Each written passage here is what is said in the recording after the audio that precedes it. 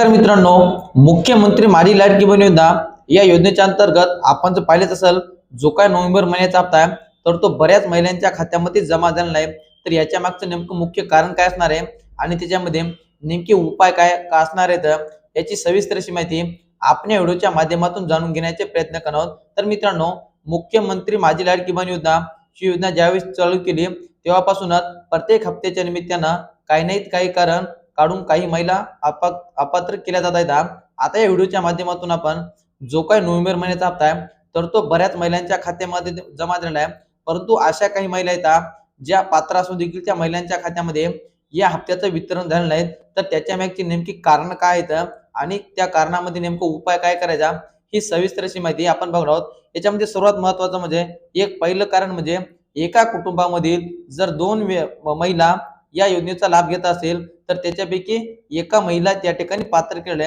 आता एका कुटुंबामध्ये दोन म्हणजे कसं, समजा तुमचं एखादं राशन कार्ड आहे आणि त्या राशन कार्डावरती जर दोन महिला आहेत आणि दोन्ही महिला जर या योजनेचा लाभ घेत असेल तर त्या सर्व महिला याच्या अंतर्गत अपात्र केले गेलेले आहेत। आता ज्या महिला अशा अंतर्गत अपात्र झालेल्या आहेत तर त्या सर्व महिलांना आपलं राशन कार्ड अलग करून घ्यावं लागणार आहे आणि हे राशन कार्ड अलग केल्याच्या नंतर परत त्या महिलांना या हप्त्याचं वितरण चालू केलं जाणार आहे।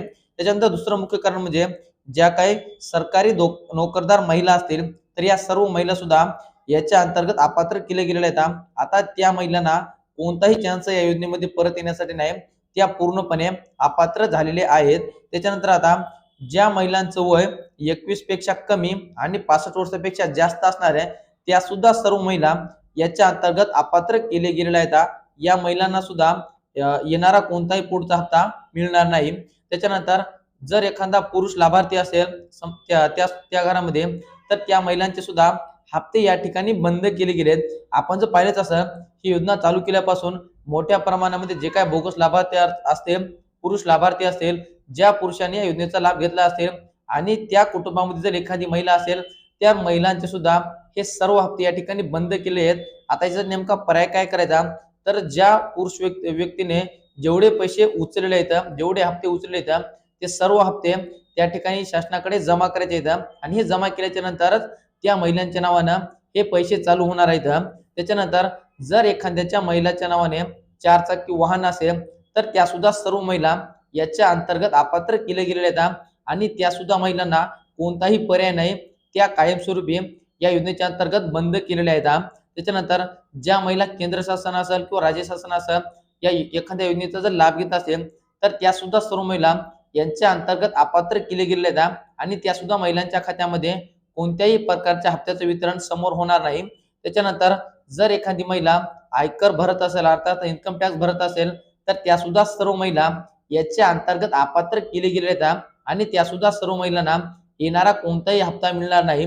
त्याच्यानंतर ज्या महिलांचं वार्षिक उत्पन्न हे 2 किंवा 2.5 लाखापेक्षा जास्त असणार आहे त्या सुद्धा सर्व महिला याच्या अंतर्गत अपात्र केले गेले आहेत। आणि त्याच्यानंतर ई-केवायसी न करणं हा एक महत्त्वाचं कारण आहे। ज्या महिलांनी ई-केवायसी केली नाही तर त्या सुद्धा महिलांच्या खात्यामध्ये या हप्त्याचं वितरण केलं गेलं नाही आणि येणाऱ्या सुद्धा हप्त्याचं वितरण केलं जाणार नाही।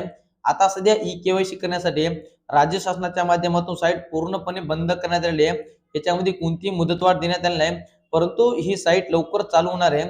ज्यावेळेस साईट चालू होईल तर या युट्यूब चॅनलच्या माध्यमातून तुमच्यापर्यंत ही माहिती नक्की पोहोचवली जाईल आणि त्याच्यानंतर जे काही तुमचं आधार लिंक खातं डीबीटी असणं आवश्यक आहे, ज्या महिलांचं खातं डीबीटी नसणार आहे त्या सुद्धा महिलांच्या खात्यामध्ये या अनुदानाचं वाटप, या पैशाचं वाटप केलं जाणार आहे।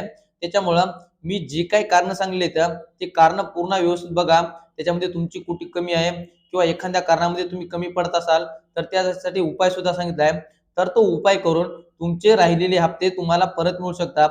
तर मित्रांनो, हे होतं महत्त्वाचं अपडेट मुख्यमंत्री माझी लाडकी बहीण योजनेच्या अंतर्गत ज्या महिला अपात्र झाल्या होत्या किंवा ज्या महिलांना हप्ते काढले नाहीत त्याचे सर्व कारण आपण पाहिले आणि कारणासाठी नेमकं काय उपाय करायचा त्याची सुद्धा सविस्तर माहिती आपण या व्हिडिओच्या माध्यमातून जाणून घेण्याचे प्रयत्न केलेत। हे अपडेट कसं वाटलं आणि तुम्हाला याच्याविषयी काही अजून अडचणी असतील, काही प्रश्न असतील तर हे आम्हाला कमेंटच्या माध्यमातून नक्की कळवा, जेणेकरून आम्ही तुम्हाला त्याची पूर्णपणे माहिती देत राहू। चला तर मित्रांनो, भेटत राहू नवीन माहितीसह, नवीन व्हिडिओसह। धन्यवाद।